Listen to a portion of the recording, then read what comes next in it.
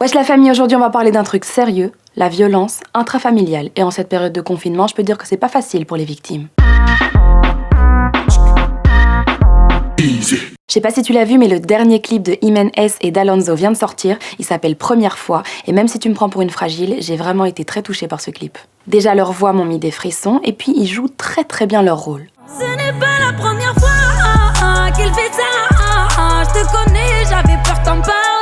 Imen campe le rôle d'une femme battue par son compagnon qui décide de se confier à son frère, joué par Alonso, qui s'énerve, qui monte dans sa voiture et qui veut aller retourner le mec qui bat sa sœur. Ce clip arrive vraiment à point nommé parce que parler des hommes et des femmes battus en cette période de confinement, c'est vraiment important. Parce que c'est l'occasion de penser à toutes ces femmes et tous ces hommes qui sont enfermés chez eux et subissent des traitements inhumains. Ces gens-là sont en détresse chez eux et au quotidien. Et ce confinement devient une séquestration légale pour les victimes. Et donc elles sont enfermées à domicile et avec leur bourreau. Faut savoir qu'en France, les violences conjugales sont en hausse de 36% depuis le début du confinement. Dans énormément de familles, le confinement augmente les violences intrafamiliales. En fait, vous savez quoi? Le confinement, c'est déjà difficile pour une famille dans laquelle tout va bien. Se retrouver 24 heures sur 24 avec un mari, une femme ou des enfants qui s'ennuient, c'est déjà une épreuve. Mais si dans une famille, la violence existe déjà, ça risque un jour ou l'autre de déraper vers la violence physique. Alors se sentir isolé, seul ou impuissant quand on est une victime, c'est encore pire. Voilà, je voulais juste en parler avec toi pour qu'on prenne conscience ensemble qu'il y a des gens qui vivent pas une situation facile en ce moment. Donc toi là, qui te plains parce que tu peux pas aller boire un verre en terrasse avec Samantha ou te poser ou faire un footing au parc,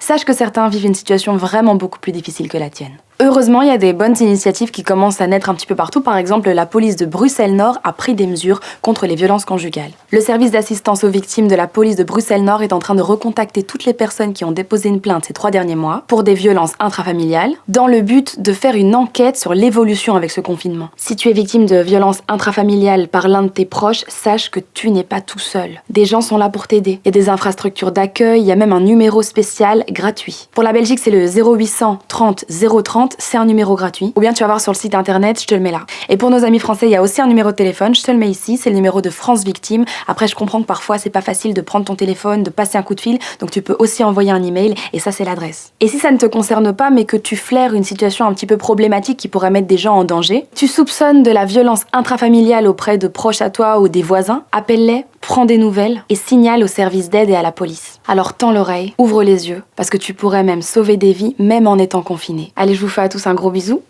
et à demain, ou pas.